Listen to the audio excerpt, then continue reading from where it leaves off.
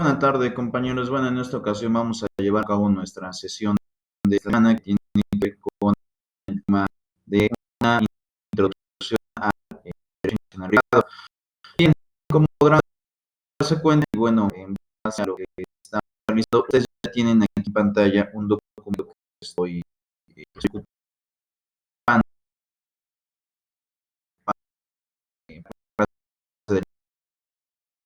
de hoy. Básicamente, vamos a estar viendo este documento. De área, eh, por el derecho internacional, pero forzosamente una regulación estricta, una regulación bastante compleja, derivado de que pues el derecho tiene que ver con varias partes, es decir, estamos en un margen de pues de conflicto, de una cuestión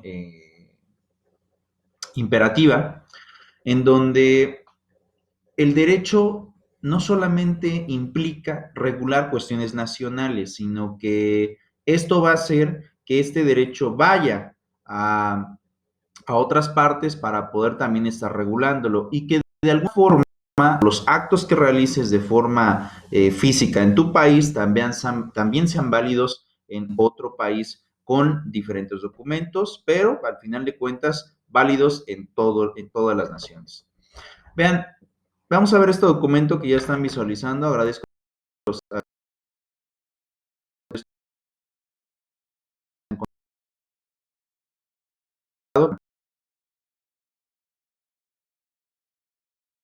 parte de interés y principalmente a las leyes y más de la y los exteriores. Por lo que había poco del extranjero. Y eso implica que el derecho en sí, lo que empezó a generar es que cuando se estas revoluciones, sobre todo en México en 1910, lo que se trataba de proteger era el derecho interno. Es decir, las normas empezaron a regular a, eh, a llevar eh, con esa parte de que la dominicana que impusiera las normas prácticamente que era pocas palabras la, la, y derivado de eso lo que tenemos es que precisamente de derecho mexicano empezó a ver de manera formal al derecho extranjero, no estaba de forma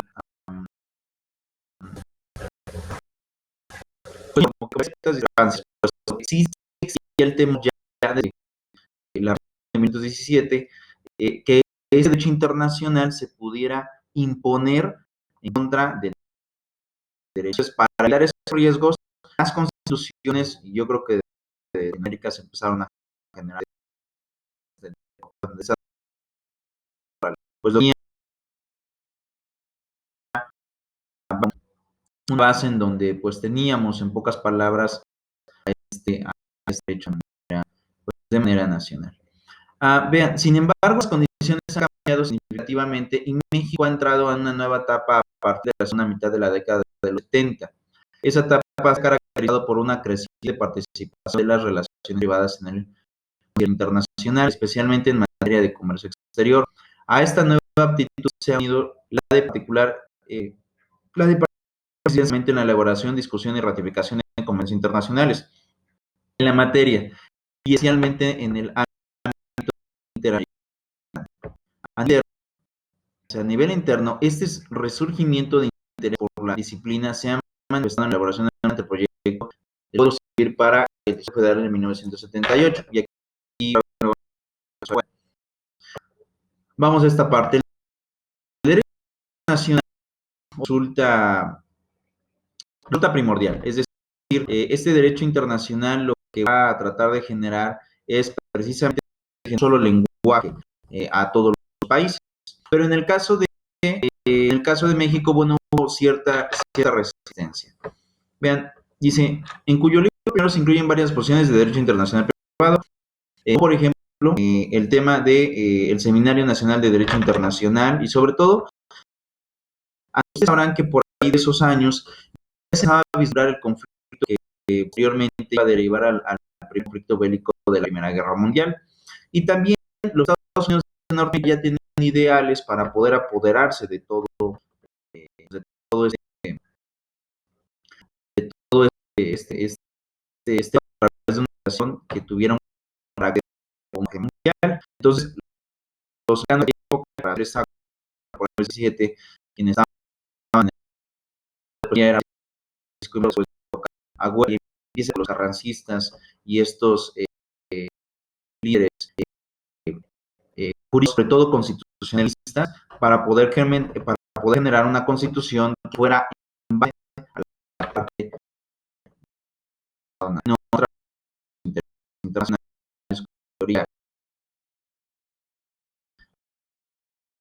no conocemos el derecho internacional, pues de hablar de este tipo de actuaciones. Y pues tratan de empezar a permear el tema de este derecho internacional. Entonces, les decía, lo que tenemos es una regulación bastante importante. Ahora, de este derecho, podremos llamarlo final, de esta regulación, lo que podemos ver es que también tienen algunas fuentes. ¿Qué quieren decir las fuentes? Bueno, básicamente las fuentes son todas aquellas que nos permiten el poder establecer de dónde surge este derecho nacional privado. Y aquí en el documento que tengo a la mano, que es de Leonel Perencito Castro, lo que estamos visualizando es que tenemos diferentes fuentes. Por ejemplo, en este caso, tenemos a la propia ley. La ley es una fuente del derecho. La ley es una fuente del derecho. ¿Por qué la ley es una fuente del derecho? Bueno, por una simple y sencilla razón. Esta fuente lo que va a estar generando, pues es que de las regulaciones nacionales y derivado de los conflictos en materia internacional y de las relaciones internacionales, pues era necesario poder conformar una normativa que diera lugar y que diera conformidad a los intereses nacionales. Y vean esta parte de la ley. Cada cuenta con un sistema específico de creación de normas jurídicas. La casi totalidad de normas de cada sistema creadas generalmente en un proceso legislativo y jurisprudencial son las llamadas normas sustantivas o materiales, pero también existen otras que se denominan normas conflictuales. Pero también existen otras que se denominan o las cuales tienen por objeto delimitar el ámbito espacial de aquellas. Este proceso de creación de normas, tanto materiales o sustantivas como conflictuantes, es de carácter inminente y nacional. Ahora, vamos a ver esta parte. En el caso de la ley, ustedes recordarán que el proceso que implica el poder crear una norma está regulado en el artículo 71 y 72 de la propia Constitución. ¿Qué nos dice el artículo 71 y 72 de la propia Constitución? Bueno, pues básicamente nos dicen que tiene que obedecer a una a una,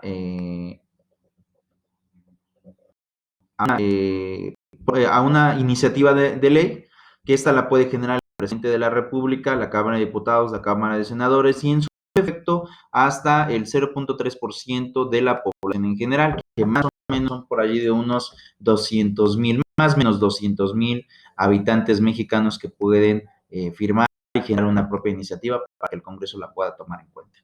De ahí, ¿qué es lo que sucede? Bueno, tenemos la iniciativa de reforma, de ahí tenemos la discusión y la aprobación. Este rol que tenemos, discusión y aprobación, van a intervenir directamente las dos cámaras, es decir, la Cámara de Diputados y la Cámara de Senadores.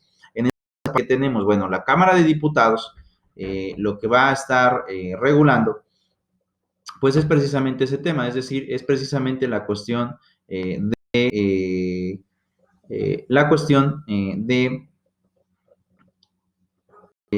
que pues la Cámara de Diputados va a estar analizando la iniciativa y verá si es viable para continuar o para de alguna manera enviarla a la próxima Cámara, que es la Cámara de Senadores.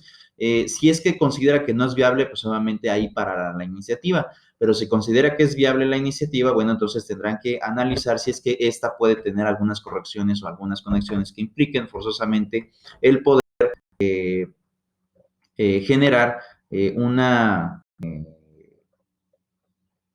una, una, uh, una iniciativa pues que implique algunas correcciones al propio proyecto, ¿no? Para que pueda corregirse.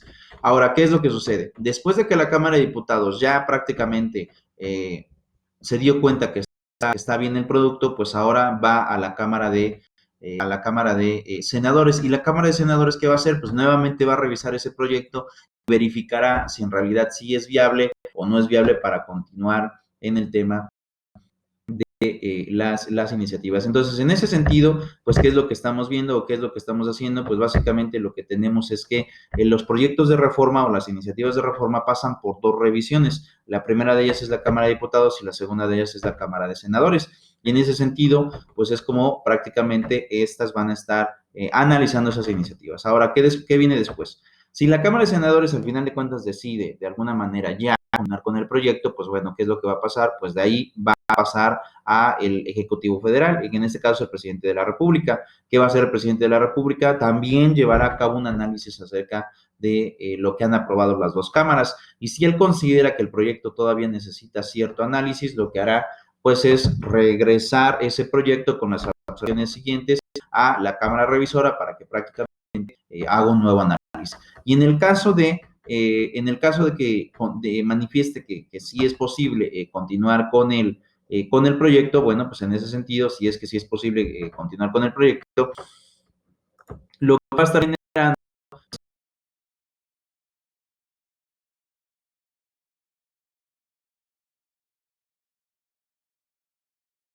es que la educación, para que los ciudadanos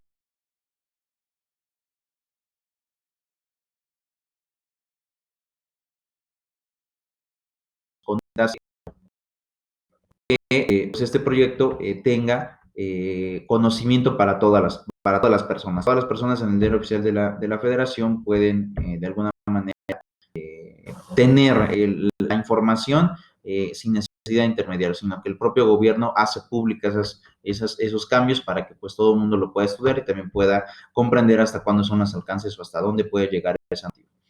Después, ¿qué viene? Después de la publicación, bueno, pues ahora sí viene el inicio de la vigencia de la norma y básicamente ese es el proceso de creación de la ley, es decir, la ley implica todo este proceso. Por eso es que dice el documento, bueno, una fuente del derecho internacional privado, es decir, el derecho internacional privado no puede existir si no existe el derecho nacional privado, ¿no? Entonces, por lo tanto, ¿qué pasa? Bueno, una fuente para poder crear ese derecho internacional, pues deriva de los diferentes países en los diferentes procesos para crear una norma. En el caso de México es así, ya dependerá de cada uno de los países cómo tengan esos procesos, pueden cambiar, pero en el caso de México es así.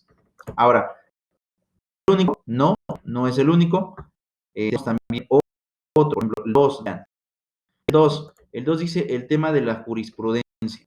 Los tribunales del Estado son por lo general las entidades que aplican normas jurídicas de dicho sistema. El criterio uniforme de aplicación de las normas jurídicas constituye una jurisprudencia. Ahora, en términos prácticos, ¿qué sucede con la jurisprudencia? Bueno, la jurisprudencia existe a través de la Suprema Corte de Justicia de la Nación. ¿Por qué se crea? Por una simple razón. Porque a veces las diferentes leyes que podemos tener en México llegan a tener algunas situaciones obscuras, es decir, no son claras. Incluso puede existir alguna confusión en el sentido de la propia norma. No sé con exactitud de qué manera se tiene que tomar. Por lo tanto, si no se tiene con esa actitud de qué manera se tiene que tomar, es cuando prácticamente entra la Corte y manifiesta ante este problema que tenemos de interpretación, así se tiene que tomar el sentido de la ley o del artículo específico. Entonces, prácticamente la jurisprudencia lo que hace es corregir esos errores. Esa es de alguna manera una expresión que podríamos dar. Corrige esos errores que la propia norma tiene o las deficiencias que la norma tiene y bueno, al corregir los que provienen, pues bueno, lo que proviene es básicamente que tengamos este nuevo paradigma en donde pues todos ahora sí unificadamente tomaremos en un mismo sentido un criterio de la propia Corte. Y así es básicamente como vamos a estar teniendo en ese sentido. Ahora, vean, dice, México, el desarrollo jurisprudencial en materia de derecho internacional privado ha sido sumamente escaso. Jurisprudencia que, por otro lado, cuenta en sustento en el artículo 14 y 19 del Código Civil para el Distrito Federal principalmente. Siendo sinceros, en materia internacional, México no le ha querido entrar mucho a esos temas, ¿no? Es decir, si bien es cierto, tenemos la defensa de los derechos humanos, bien es cierto que, bueno, de alguna manera, pues este derecho, pues ha ido, ¿cómo explicarlo? Se ha ido limitando, se ha ido regulando en esa parte. ¿Por qué? Bueno, porque la Corte es muy respetuosa de las instancias internacionales también. Ustedes recordarán que tenemos a la Corte Internacional de Justicia, la Corte Penal Internacional, tenemos a la Corte Interamericana de Derechos Humanos. Todos estos organismos internacionales crean jurisprudencia. Entonces, la Corte, ¿por qué ha sido omisa o por qué no ha querido entrar o no ha querido tener muchas jurisprudencias? Bueno, por una simple y sencilla razón. No quiere entrar en conflictos en la interpretación nacional con la interpretación nacional. Por eso es que, de alguna forma, ha dejado que pase el tiempo para que estas cortes, en el ejercicio, puedan ir emitiendo sus jurisprudencias si las cortes nacionales pues puedan intrometerse en los sentidos o en el cómo se tienen que llevar a cabo las cosas. Por otro lado, tenemos también la costumbre, otra de las fuentes del derecho internacional. La costumbre dice, el derecho mexicano reconoce a la costumbre como plenaria. Dice, la costumbre en materia de derecho internacional privado en México se refleja únicamente en el campo mercantil o comercial, principalmente en materia de contratación internacional, así como de las actividades bancarias a dicho nivel. ¿Esto qué quiere decir? Bueno, pues ustedes mismos sabrán que cuando estamos hablando de operaciones de comercio, las relaciones hoy en día pues tienen que ver con flujos comerciales de un país a otro, no importando el continente, porque al final de cuentas las mercancías están dando un pase, todo el tiempo se están cambiando. Y en ese momento o en esa parte, pues, ¿qué es lo que estamos teniendo? Pues estamos teniendo una regulación bastante extensa. ¿Y por qué bastante extensa? Pues bastante extensa porque ese sentido o en ese sentido quiere decir que las conductas reiteradas entre los comerciantes internacionalmente también pueden ayudar a poder resolver un conflicto aún en materia judicial. Aún no importa que se dé de manera internacional. ¿Por qué? Porque al final de cuentas el comercio internacional no surge con la regulación del derecho actual, sino el comercio internacional data de siglos anteriores. Es obvio que han existido costumbres con las cuales los comerciantes han ido aprendiendo de generación en generación y bueno, también les ayudan a poder resolver los conflictos o los temas cuando pues tienen como cierto temor, cierta situación o cierta ignorancia o cierta duda de cómo tiene que resolverse o cómo pueden tomarse ciertos factores en el ámbito, pues en el ámbito de la situación mercantil. Entonces, por eso es que la costumbre y estas conductas reiteradas, que a pesar de que no son ley, los comerciantes por costumbre la llegan a realizar, se pueden resolver problemas aún a pesar de corte internacional. ¿De acuerdo? Uno, por ejemplo, que se implica en corte internacional porque tiene que ver con bancos y lo demás, el tema de las compras de tarjetas de crédito, ¿no? En esa parte, ¿qué es lo que sucede? Bueno, cuando tú compras con una tarjeta de crédito, tienes que llenar un voucher y el voucher tiene que estar firmado. Y esa firma que tú estás realizando la tiene que corroborar que en realidad sea tuya en base a una identificación oficial aquel que te está recibiendo el pago. De no ser así, entonces está faltando una costumbre internacional y bueno, ya cuando vas a trámite judicial, pues puedes apelar este tipo de acciones. Es decir, que pues aquella persona que recibió el pago nunca verificó el contenido de la firma con una confrontación de una identificación oficial. Y esto puede pasar en múltiples países, porque al final de cuentas, hoy con los movimientos bancarios, tú puedes realizar movimientos bancarios en cualquier lugar del mundo y puede verificarse en todo tiempo y en cualquier momento. También tenemos la doctrina. El derecho positivo mexicano reconoce a la doctrina como una fuente de la ley, así como el 14 constitucional, el último párrafo, que en los juicios de orden civil, sentencia definitiva, se forma la interpretación jurídica. Básicamente, la doctrina es la investigación que tienen algunos juristas, algunos abogados, que se enfocan su vida y enfocan su vida profesional a analizar factores jurídicos con el afán, con el efecto de poder establecer síntomas que impliquen aclaraciones a las propias normativas. Es decir, si tú tienes algún problema con alguno que de alguno no se está llevando a cabo de manera correcta, bueno, pues precisamente eso es lo que vas a tratar de corregir para que no se tengan ese tipo de repeticiones en lo posterior o ese tipo de errores en lo posterior. Aunque los juristas dicen, bueno, desde mi estudio básico tenemos figuras y así es en base a cómo se tiene que estar tomando en cuenta hasta el día de hoy. Pero bueno, vamos a ver un pequeño videito y ahora entramos en la parte de la cuestión del eh, derecho de las fuentes.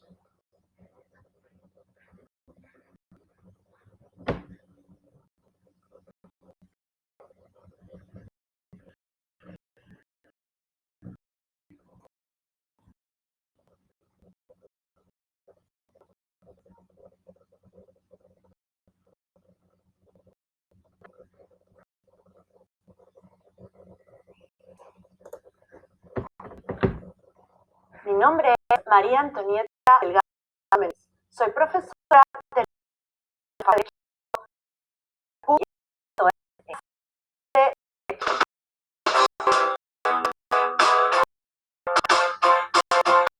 Derecho Internacional Privado.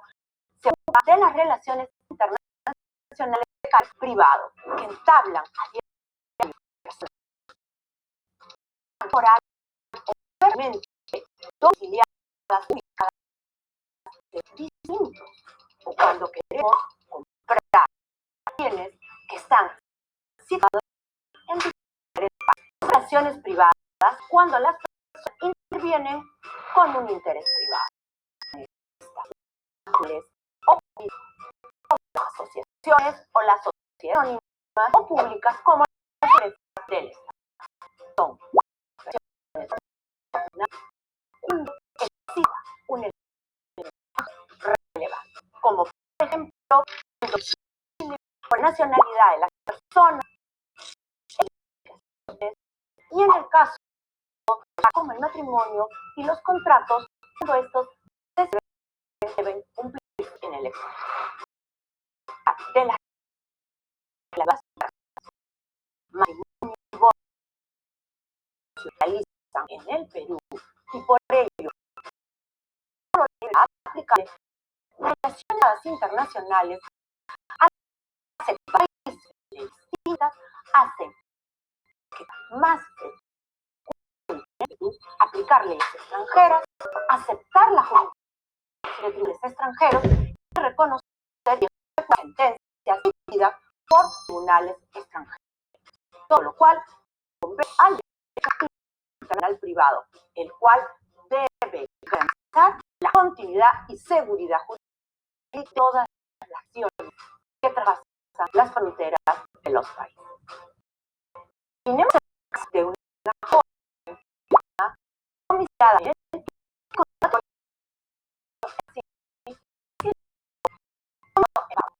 y luego constituye su domicilio con el de ambos al cabo de un tiempo animados por la expresa al cabo contra el tipo esposa sin de por medio al menos de regresa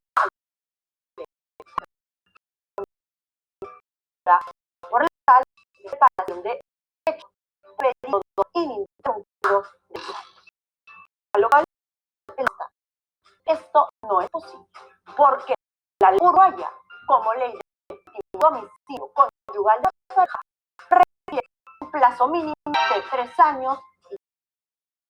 Como vemos aquí, lo que se discute es cuál es aplicable a las causas de la ley u otra ley extranjera al matrimonio. Y después, justamente, el derecho al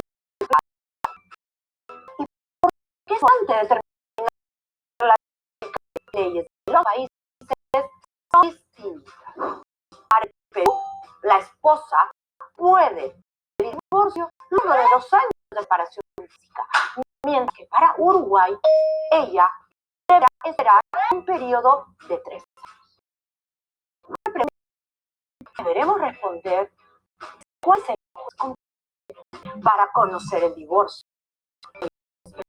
El juez uruguayo, el juez brasileño, el derecho internacional